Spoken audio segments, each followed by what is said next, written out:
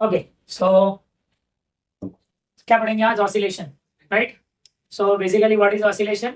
To and fro motion of a particle. क्या होता है to and fro motion of particle? तो देखो, ऑसिलेशन को पढ़ना है, so we can understand the oscillation with the help of one simple example. ये हमारे पास बेटा एक रिजिड सपोर्ट है। क्या है ये? रिजिड सपोर्ट है। और इस रिजिड सपोर्ट के हेल्प से हम लोगों ने क्या किया है, एक स्प्रिंग को अटैच कर दिया है, और स्प्रिंग के ऊपर भी जैसा तैसा नहीं, एक अच्छा खासा मास अटेंड कर दिया। मास, ये हमारे पास है मास, इसका नाम है एम। ठीक है, अब हम क्या कर रहे हैं यहाँ पर? We are basically applying a force. क्या अप्लाई कर रहे हैं? फोर्स। तो जब हम लोग अप्लाई करेंगे फोर्स, तो वो यहां तक एक्सपांड होगा। यस और नो? यानी कि ये इसका एक्सट्रीम पोजीशन हो जाएगा। सो अगर हम लोग इसको क्लोज करेंगे, तो जब इसको हम लोग एक्सपांड करेंगे तो मास यहां तक आएगा। कैसे? ये स्प्रिंग एक्सपांड हो जाएगा, ऐसा ऐसा ऐसा ऐसा, बस। करेक्ट। और ये हालांकि आपका इनिशियल वैल्यू था, तो ये मीन पोजीशन हो गया आपके लिए। तो जितना यहां आएगा उतना ही रिवर्स भी तो जाएगा ये। करेक्ट। तो न्यू पोजीशन क्या होगा इसका? तो न्यू पोजीशन यहां पर समवेयर होगा। करेक्ट। सो ये कुछ कंप्रेस हो गया है, कंप्रेस हो, राइट? तो ये पॉजिटिव नेगेटिव पर बात करेंगे, तो ये नीचे आ रहा है, राइट? तो हम लोग भी कंसीडर एज प्लस, ऊपर जा रहा है से। अगर इसको ऐसा घुमा दोगे तो positive direction of X axis, ये negative direction of X axis, और ये mean X is equal to कितना होगा? 0। तो ये to and fro motion of a particle about its mean position. कौन सा पोजीशन है बेटा? Mean position. That is called as oscillation और vibratory motion. So to and fro motion of particle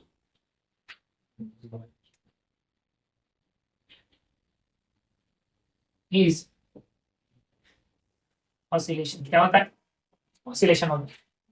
अगर आप ध्यान से देखेंगे तो यहाँ पर जो टोटल इंटरनल रिस्टोरिंग फोर्स होगा, that is directly proportional to displacement, क्योंकि वो हमेशा अपनी तरफ खींचेगा। अगर बाहर जाएगा तो अंदर की तरफ, और ऊपर जाएगा तो नीचे की तरफ। तो ये क्या है?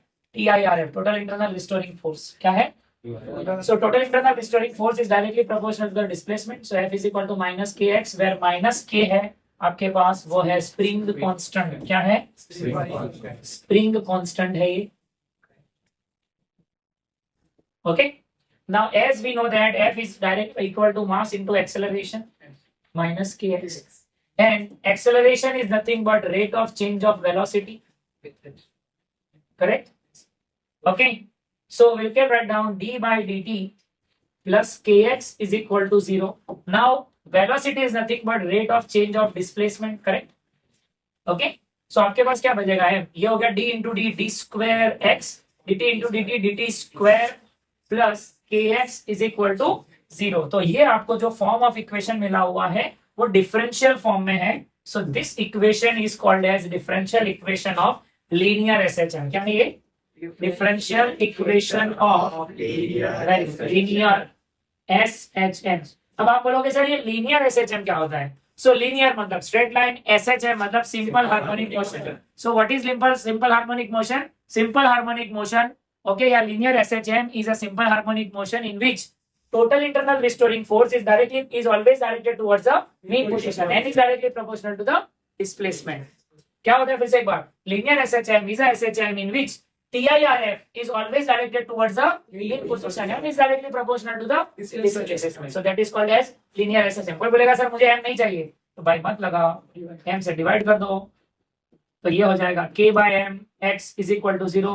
And according to the modern physics, right? या आप बोल सकते हो कि ये calculus, k by m is nothing but angular frequency d square x upon dt square plus this is equal to omega square x is equal to 0. तो कुछ जगह पर आपको ये डिफरेंशियल इक्वेशन कुछ ऐसा भी दिखने मिल सकता है. So this both are the form of differential equations. ठीक है. अब ऑक्सीलेशन के अंदर या ऑसिलेशन के अंदर या वाइब्रेटरी मोशन के अंदर जब भी पार्टिकल मूव करेगा टू एंड फ्रो, right, या टॉप टू बॉटम में टू एंड फ्रो या लेफ्ट टू राइट में to and fro, so definitely it will cover displacement, definitely it cover velocity, definitely it cover acceleration. कैसे? यहां पर ही देखो, acceleration था, velocity था, डिस्प्लेसमेंट था. तो अब हम लोग सिंपल ढूंढेंगे इक्वेशन ऑफ, ठीक है, एक्सेलरेशन, वेलोसिटी एंड डिस्प्लेसमेंट, पूरा एकदम स्टोरी टाइप ही है. Okay, so first we are going to calculate acceleration. क्या कैलकुलेट करेंगे? एक्सेलरेशन. वेरी इंपॉर्टेंट, एग्जाम में ये 2 to 3 मार्क्स के लिए आता है. सो देखो एक्सेलरेशन, कुछ ज्यादा दिमाग पे जोर मत लगाओ. आपके पास फॉर्मूला ही है D square X upon D T square plus omega square X is equal to 0. So D square X upon D T square is equal to minus omega square X. Right. So ये second order derivative है, इसको first order में convert करूंगा तो ये हो जाएगा dv by dt that is equal to omega square x. इसको और कन्वर्ट करूंगा तो ये है acceleration. So we have the equation of acceleration as omega square x. अगर ये मीन पोजीशन पर होगा बेटा, कौन सी पोजीशन पर? मीन पोजीशन पर. सो मीन पोजीशन के ऊपर x का वैल्यू होता है 0. As you can see x कितना होता है मीन पोजीशन पर? 0. तो x अगर 0 है तो एक्सेलरेशन मिनिमम हो जाएगा और वो कितना हो जाएगा? 0. ठीक है. अगर हम लोग बात करेंगे एक्सट्रीम पोजीशन के ऊपर, तो एक्सट्रीम पोजीशन पर ये कितना होने वाला है? एक्सट्रीम पोजीशन पर ये होने वाला है x इज इक्वल टू या तो प्लस या तो माइनस ए. राइट. कैसे? तो जैसे कि आप बोल सकते हो ये एक पॉजिटिव एक्सट्रीमिटी है minus A, negative extremity positive extremity plus A. ठीक है. सो ये एम्पलीट्यूड हो गया आप लोगों का. So A will be equal to maximum, that is equal to minus omega square A. So this is the expression for acceleration, okay, acceleration of a particle performing linear SHM about its mean position and its at extreme position. बात करेंगे velocity के बारे में. So second हमारे पास है वो है velocity. क्या है? Velocity. So we have a velocity part. तो velocity को ढूंढने के लिए हम लोग सहारा लेंगे acceleration का. So we have this equation as you can see.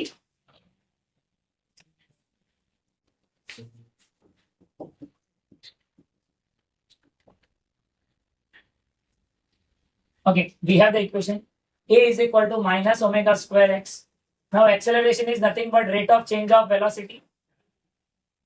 Okay, मैं क्या कर रहा हूँ? dv को as it is लिख रहा हूँ, dt को भी as it is लिख रहा हूँ और ओमेगा स्क्वायर x.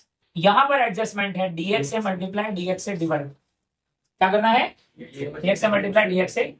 सो हमारे पास वैल्यू मिलने वाला है ये, right, dx by dt, okay, into dv by dx. अच्छा, dv को ही रहने देते हैं, ओके, और dx को ले जाते हैं यहाँ पर omega square x dx. Now dx, sorry my mistake, this is nothing but dx by dt. ठीक है. आप चाहो तो मैं यहीं पर करेक्ट भी कर सकता हूँ. आप देख लो यहाँ पर dx by dt जो आपके पास है नथिंग बट अ वेलोसिटी. सो ये v dv हो गया, dx सामने मल्टीप्लाई हो गया है. Now let's integrate v dv omega square x dx.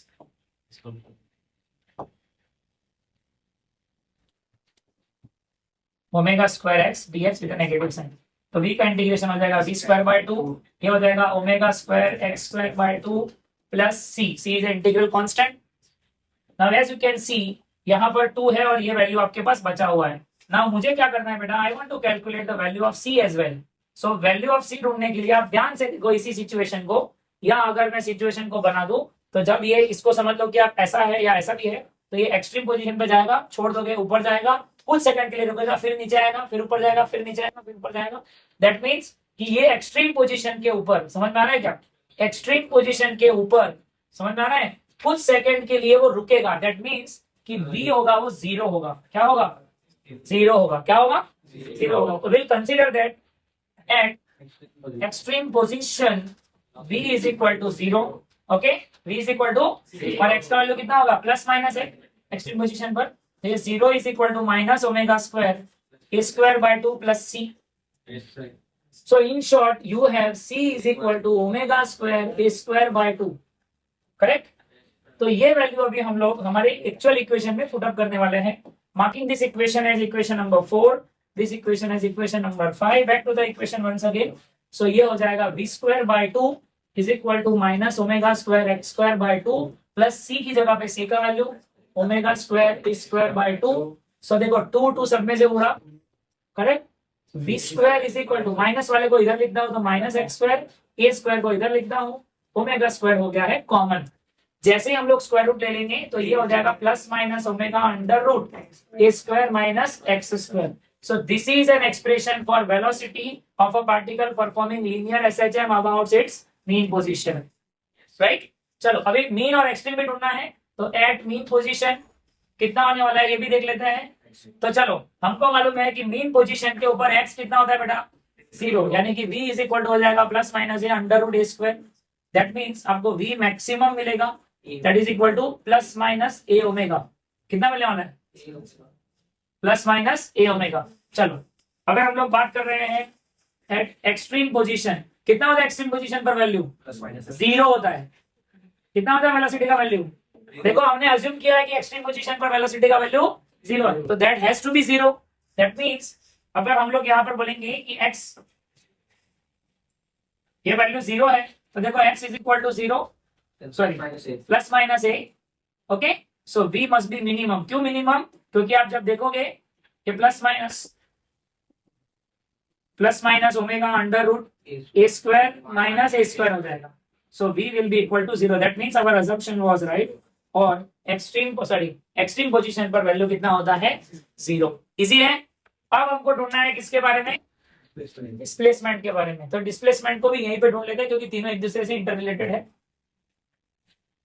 वो को थोड़ा समय भी देना पड़ेगा. यस चलो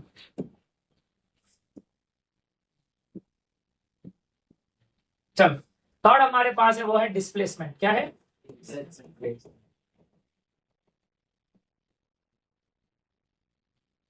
डिस्प्लेसमेंट. तो डिस्प्लेसमेंट को ढूंढने के लिए वेलोसिटी का सहारा ले लेंगे. देखो हमारे पास है फॉर्मूला ये v is equal to plus minus omega under root A square minus x square. So velocity is nothing but can be derive. Velocity को डिराइव किया जा सकता है as rate of change of displacement plus minus omega under root square minus x square. अभी अगर आप technically देखेंगे so technically ये जो वैल्यू है वो x वाला वैल्यू है जिसको नीचे लेके चलो और इसको ऊपर लेके चलो. करेक्ट. सो ये हो जाएगा dx upon under root A square minus x square is equal to plus minus omega dt. Okay now integrating on both side so will have ये इंटीग्रेशन है sine inverse x by a का integration हो और ये हो गया plus minus omega t. Okay considering this value as a positive value. क्या लेते हैं पॉजिटिव वैल्यू. तो ये हो जाएगा sine inverse x by a is equal to omega t. Sine यहां से उधर गया तो positive so x is equal to x by a sine omega t. अब a भी मल्टीप्लाई हो जाएगा so x is equal to a sine omega t. So this is an expression for displacement of a particle performing linear SHM. Displacement of a particle performing linear SHM. इसमें face angle आएगा. Time match बेटा रुको.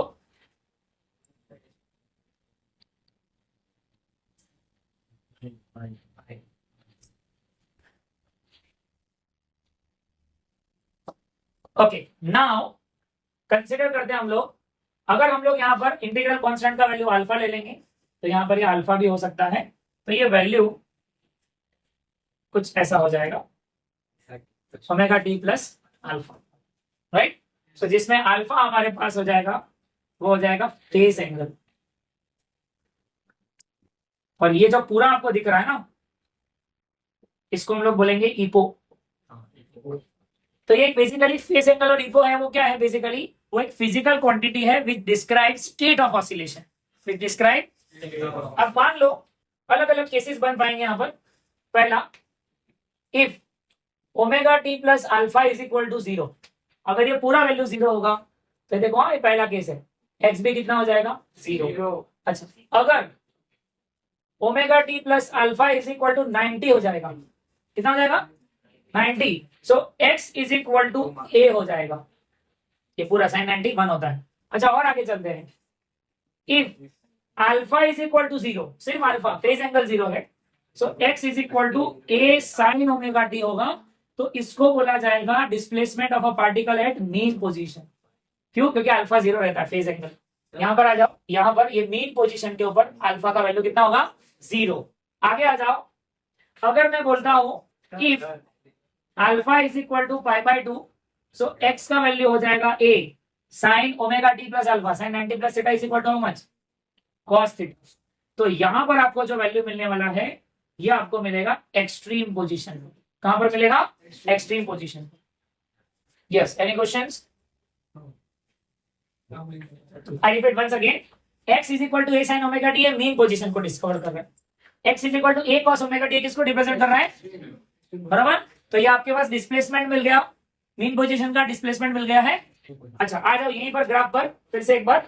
सो मैं आपको बता दूं कि mean position के ऊपर x इज इक्वल टू होता है a sin ओमेगा t, रट्टा मार देने का। नेगेटिव प्लस पॉजिटिव में है तो x is equal to a cos omega t, यहां पर x is equal to minus a cos omega t, correct. अच्छा, यहां पर आ जाओ, acceleration is equal to minus omega square x, acceleration is equal to plus omega square x, correct. Yes और no?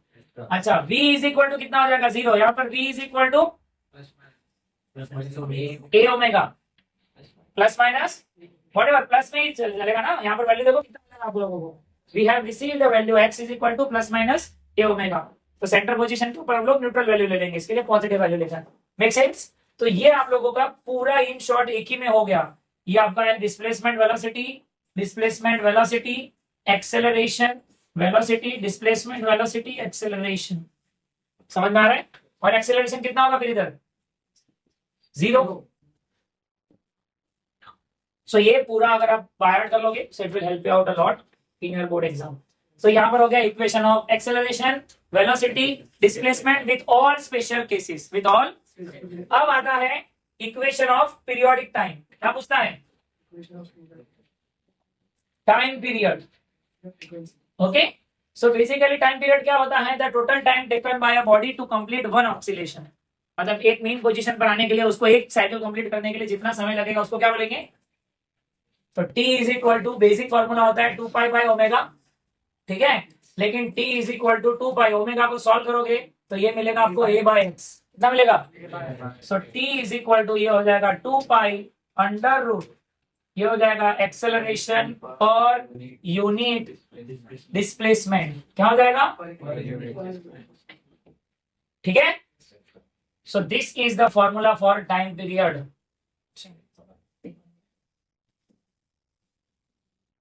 चलो, frequency कैसे ढूंढेंगे? Frequency is a reciprocal of time period. Okay, n is equal to 1 upon t। So n is equal to 1 upon 2 pi upon under root a by x। तो ये हो जाएगा under root a by x divided by 2 pi. That means n is equal to 1 upon 2 pi under root acceleration per unit displacement. So this is the formula for frequency of oscillating particle performing linear SHM about its mean position to extreme position। ठीक है। अब आ जाते हैं सबसे important part, that is graph which is required here. तो हमको अभी पढ़ने हैं, यहाँ पर क्या पढ़ना है? ग्राफ। सो अभी हम लोग पढ़ेंगे graphical representation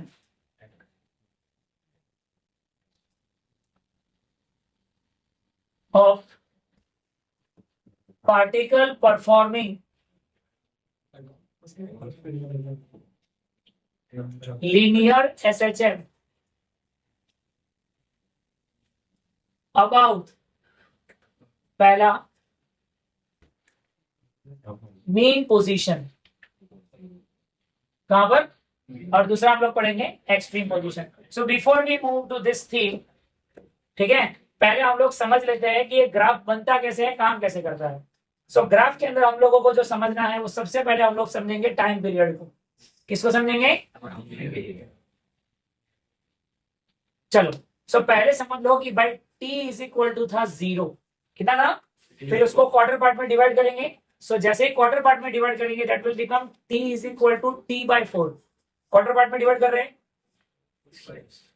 then quarter part में फिर से डिवाइड करो तो t इज इक्वल टू कितना हो जाएगा ये? तो ये आपके पास है t 0, t by 4, t by 2, then 3t by 4, 3t by 4, then t, and then 5t by 4. So ये values आपको मिले हैं, and according to this values, you need to draw the graph. Correct? चलो, so t मालूम है तो सबसे पहले ओमेगा t ढूंढना है। क्या ढूंढना है? अच्छा, अब सबसे इंपॉर्टेंट होता है ओमेगा टी का माजरा क्या है, तो भाई ये होता है 2 पाई बाय कैपिटल टी। क्या होता है? अच्छा, इनटू ये टी का वैल्यू कितना है? 0, तो ओमेगा टी कितना मिलेगा बेटा? 0। फिर ये टी का वैल्यू कितना है? ये है टी बाय 4, तो ये टी टी कटेगा, कितना आंसर मिलेगा? 5/2। ठीक है, वैसे ही अगर हम लोग इसको अप्लाई करते चलेंगे, तो ये हमारे पास है 2 pi by t into t by 2, तो ये आपको मिलेगा पाई, फिर ये मिलेगा 3 पाई बाय 2, फिर हमको मिलेगा 2 पाई, फिर ये मिलेगा 5 पाई बाय 2। सो इस तरीके से ये हमको वैल्यू मिलेगा, ये हमने रख दिया। अब हमको ढूंढना है sign omega T cos omega T. ठीक है, सो आप सब लोगों को मालूम है कि साइन 0 का वैल्यू होता है 0, राइट? साइन 0 का value 0, sine 90 1, 0 minus 1 0 1, correct? Cos 0 1, 0 minus 1 0 1 0, correct?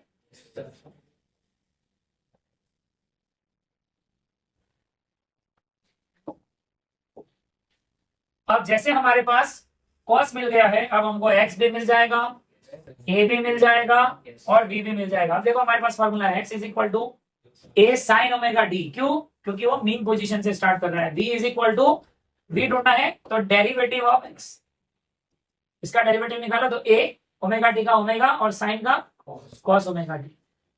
Acceleration ढूंढना है तो acceleration is derivative of velocity, तो देखो ए ओमेगा तो था, ओमेगा टी का ओमेगा स्क्वायर, कॉस का माइनस साइन। सो आपके पास तीनों वैल्यू अभी अवेलेबल है, तो x is equal to a sine omega T यहां आएगा, ये x का वैल्यू मिलेगा,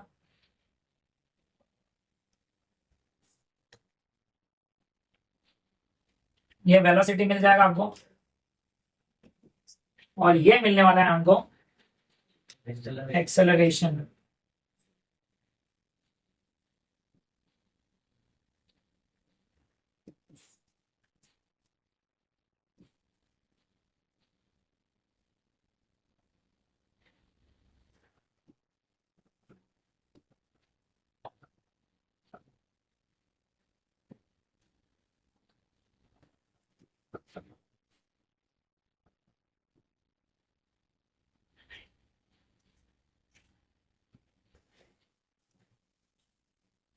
हमारे पास ये वेलोसिटी भी मिल गया है, वैल्यू को कर दिया मैंने पुटअप। चलो ठीक है, वैल्यू देखो, जब साइन ओमेगा टी 0 है तो ये भी 0 मिलेगा। ठीक है, कितना मिलेगा ये हमको? 0। फिर ये 1 है तो ये कितना मिलेगा? ए 0 माइनस ए 0 ए, देन यहाँ पर कॉस है ए ओमेगा है ना, 0 0, चलो यहाँ पर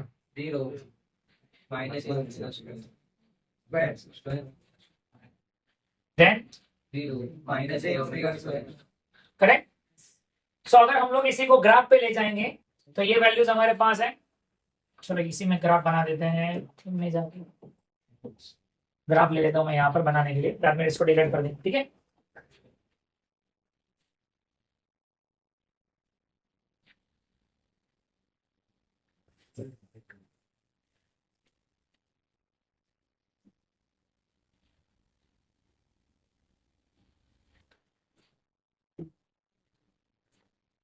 ये हो गया है, यहाँ पर ले लेते हैं वेलोसिटी, यहाँ पर ले लेते हैं एक्सेलरेशन, और यहाँ पर ले लेते हैं डिस्प्लेसमेंट। अब थोड़ा चाहो तो इसको बॉर्डर देके बढ़ा देते हैं, ग्रीन।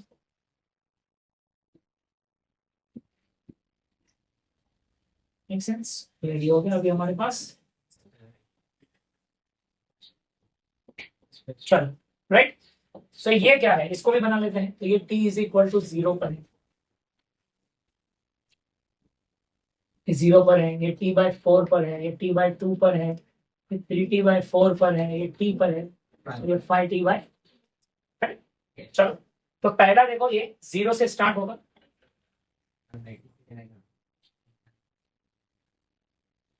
ऐसे जाएगा।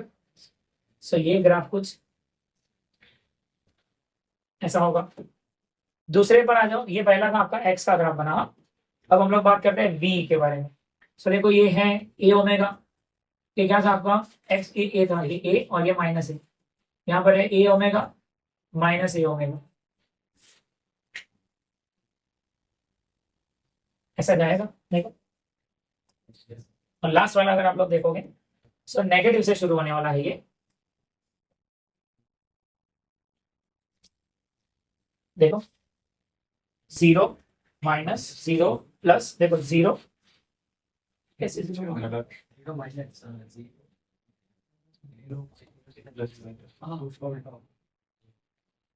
कॉस का डेरिवेटिव माइनस साइन हो रहा है ना, सो ऐसे स्टार्ट होगा।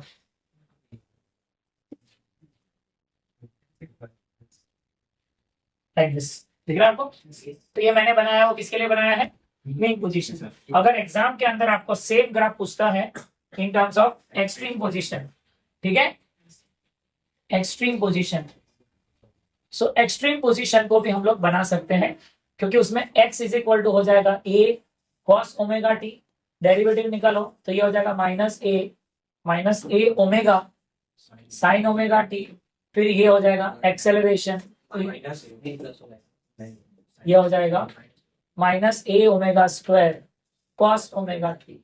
तो आप इसका भी उसी तरीके से टेबल बना के ग्राफ बना सकते, करेक्ट। सो ये इंपॉर्टेंट पार्ट है, इसको आपको करना होगा।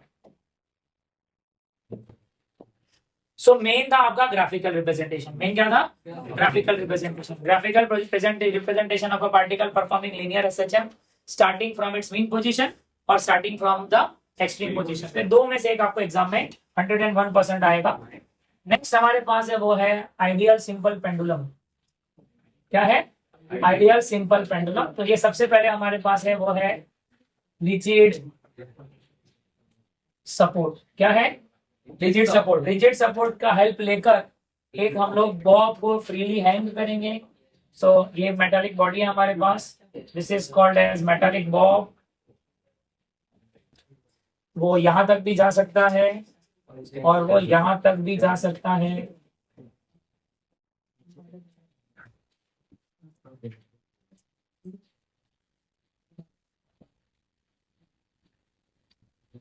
चलो इसको इसी से ले लेते हैं डॉटेड लाइन।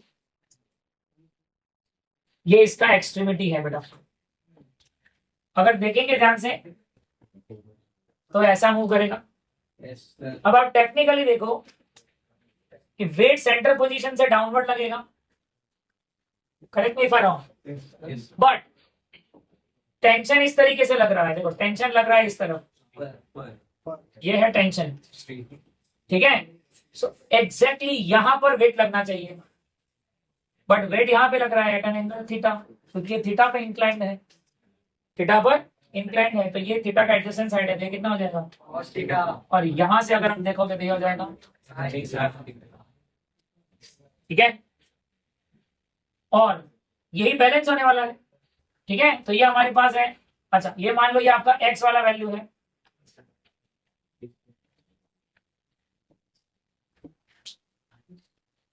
ये आपके लिए लेंथ ऑफ पेंडुलम है capital L. Length of pendulum हमारे पास है कैपिटल एल, ये थीटा है। चलो तो मुझे बताओ what is equal to sine theta opposite upon. अगर ये देखो ये भी एल है तो ये भी एल होगा, क्योंकि एक ही है। सो वो होने वाला है x बाय एल, और ये थीटा होता है is nearly equal to sine theta, क्योंकि theta is very small. So theta is equal to कितना मिलेगा? x बाय एल, ठीक है। नाउ ऑसिलेशन के अंदर हम लोगों को फोर्स का फॉर्मूला लगाना पड़ेगा। फोर्स इज इक्वल टू कितना होता है हमारे पास? Mass into acceleration. कितना होता है? Mass into acceleration. तो यहाँ पर जो भी आपका फोर्स लगेगा वो एक्सेलरेशन क्रिएट करने वाला है। So we are going to apply the formula for force. So यहाँ पर जो फोर्स होगा that is equal to mg sin theta. कितना लगेगा? mg। So f is equal to ये हो जाएगा mg थीटा। रुको वो नेगेटिव साइन पे जाते हैं। f इज इक्वल टू, अच्छा अगर ये बाहर जाएगा तो अंदर की तरफ खींचेगा, अंदर आएगा तो बाहर की तरफ खींचेगा। दैट मींस कि ये ऑपोजिट फोर्स है, दैट मींस ये नेगेटिव।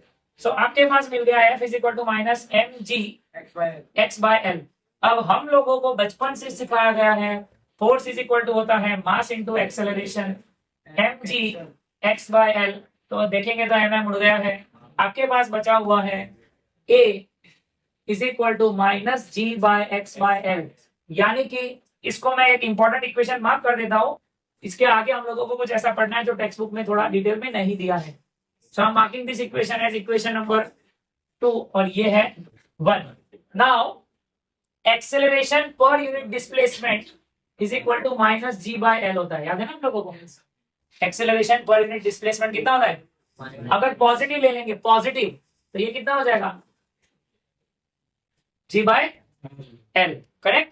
आप लोगों ने टाइम पीरियड का फॉर्मूला तो पढ़ा ही होगा, T is equal to 2 pi under root A by X. So A by X का वैल्यू इधर लगा देते हैं, तो 2 पाई अंडर रूट जी बाय एल होगा, ठीक है। इसको इन्वर्टेंटो कर दो तो T is equal to 2 pi under root L by G हो जाएगा। So this is an expression for time period of ideal simple pendulum. किसका फॉर्मूला है? कोई बोलेगा कि ऐसा कोई पेंडुलम है क्या जिसका टाइम पीरियड एकदम यूनिक है? तो हाँ है, ये वो है seconds pendulum. Okay, seconds pendulum. इसको क्यों सेकेंड्स पेंडुलम बोला जाता है? क्योंकि वो एक चक्कर जब कंप्लीट करता है टू एंड फ्रो, तब तक घड़ी के अंदर 2 सेकंड हो जाते हैं। सो टाइम पीरियड उसका बाय डिफॉल्ट 2 सेकंड है, is equal to 2 pi under root L by G. So 2 उड़ेगा तो आपके पास आंसर आएगा 1 upon pi is equal to under root L by. तो अगर आप बोलेंगे कि सर हमको एक ऐसा पेंडुलम बनाना है जिसका टाइम पीरियड 2 सेकंड हो, तो कैसे बनाएंगे? उसके लिए ये फॉर्मूले को सॉल्व करो, 1 upon pi square is equal to L by जी।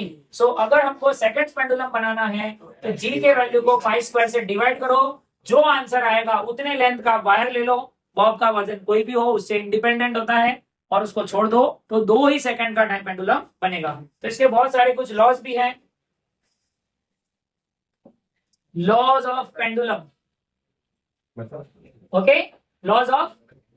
तो आप देख सकते हो लॉ कैसे बनते हैं। Law always prepared using formula 2 pi under root L upon G. So देखो पहला लॉ ये बताता है time is directly proportional to square root of length, ये है लॉ ऑफ लेंथ। दूसरा है time period of ideal simple pendulum is inversely proportional to square root of acceleration due to gravity. और तीसरा है law of isochronous, it is independent of mass and amplitude. क्यों? क्योंकि आप उसको कितना डिस्प्लेसमेंट देके छोड़ रहे हो उससे कोई मायने नहीं रखता। क्यों? क्योंकि फॉर्मूला में T is equal to 2 pi under root L upon G, कहीं पर m दिख रहा है? तो बॉब का मास कितना होगा उससे कुछ लेना देना, डिस्प्लेसमेंट भी कितना दे रहा है उससे कुछ लेना देना, x भी नहीं दिख रहा। That means time period of ideal simple pendulum is directly proportional to square root of length, directly proportional to, sorry, inversely proportional to square root of acceleration due to gravity and independent of mass of a bob।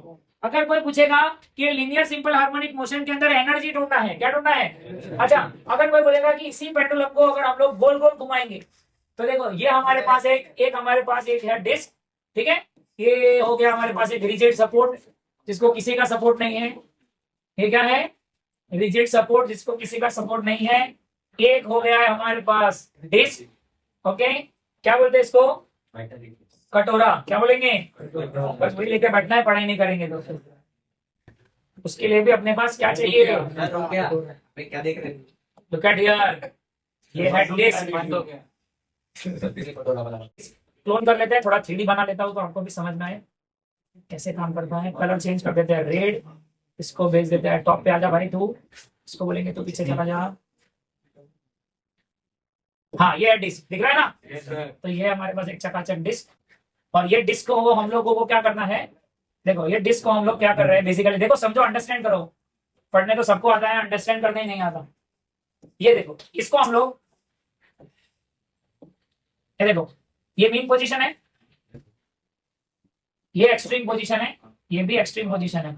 तो इसको यहां ले जाके छोड़ दो तो ये to and फ्रो तो मोशन करेगा ही करेगा, लेकिन टॉर्क भी प्रोड्यूस होगा, वो गोल गोल भी घूमेगा जैसा स्टीयरिंग चलता है।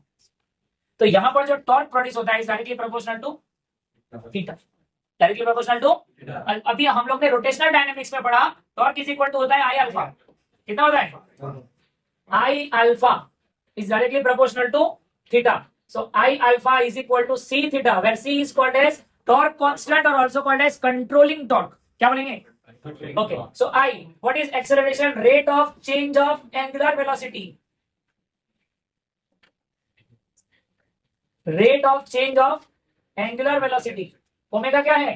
Angular velocity है वो. और what is angular velocity? It is rate of change of angular displacement. Make sense?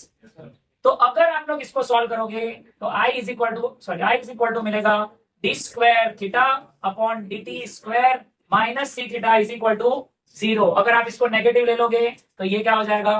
Positive. तो ये हो जाएगा differential equation of angular SHM. क्या हो जाएगा?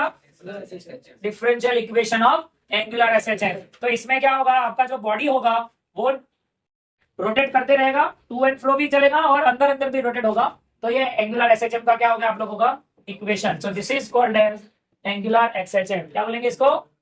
Angular simple harmonic motion. क्यों? क्योंकि वो ऐसा वैसा भी चल रहा है और ऐसा ऐसा भी चल रहा है. आप लोग ने देखा होगा एसएल रॉड वगैरह में से झूले रहते हैं जो गोल गोल तो चलते हैं, फिर वो टू एंड फ्रो भी चलते हैं. मतलब टू चलेगा, गोल गोल घूमेगा, ऐसा आएगा, ऐसा आएगा, ऐसा आएगा. So like that. सो ये हो गया आपका angular SHM.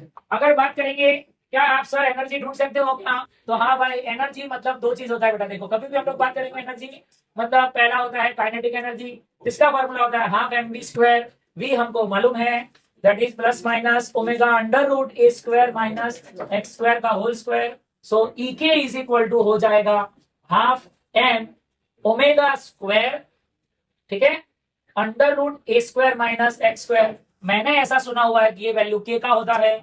So EK is equal to half k a square minus x square. So this is an expression for kinetic energy of particle performing linear SHM.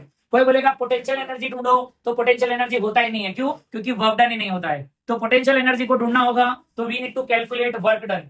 क्या ढूंढना पड़ेगा? Work done. ठीक है. अब किसी भी बॉडी को डिस्प्लेस करते हो तो सबसे पहले छोटा वर्क डन होता है. क्यों? क्योंकि छोटा डिस्प्लेसमेंट होता है. करेक्ट. और ये नेगेटिव डायरेक्शन में. क्यों? क्योंकि बॉडी मीन पोजीशन में रहना चाहती है और आप उसको एक्सट्रीम पोजीशन पर ले जाते हो. तो आपके पास वैल्यू हो जाएगा ऐसा. अब हम लोगों ने पढ़ा हुआ है कि F is equal to minus KX होता है. Correct. So DW is equal to आपको मिलेगा KX dx. अगर टोटल बॉडी का हम लोग को वर्क डन होना है so we need to integrate. तो हमको मिलेगा omega is equal to k x square by 2. तो यही वर्क डन को कन्वर्ट कर दो आपका पोटेंशियल एनर्जी में. तो कितना हो जाएगा? Half KX square. Okay. So ये हो गया है EP that is equal to half KX square. We need to calculate total energy of a system. क्या ढूंढना है? Total energy so total energy of a system is given by kinetic energy plus potential plus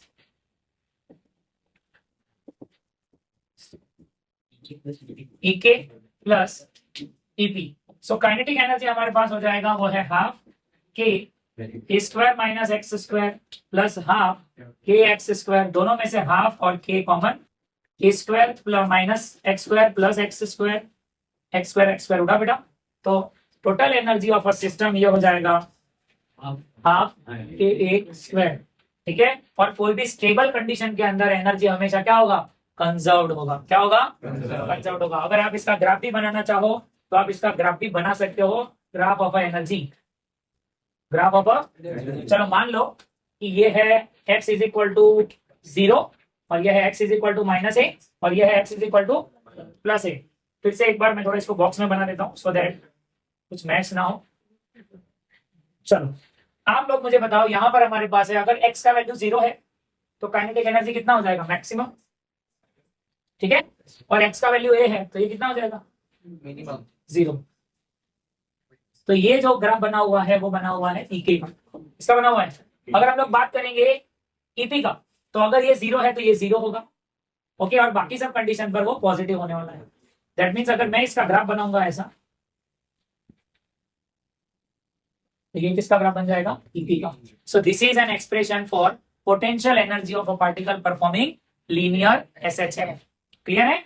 so ये हो गया. इसके बाद सबसे important आता है, वैसे according to the Maharashtra board इसका इंपॉर्टेंस कम है पर इसको भी पढ़ लेना चाहिए. तो हमारे पास एक पिस्टन होना चाहिए और पिस्टन के थ्रू हम लोग इसको एक वेसल के अंदर इमर्स करेंगे.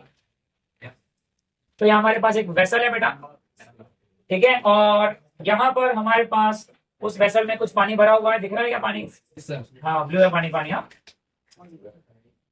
तो ये रेजिस्टेंस को फील करने के लिए हम लोग वाटर को इमर्स कर रहे हैं। ये पिस्टन का कलर बना देते हैं ब्लैक।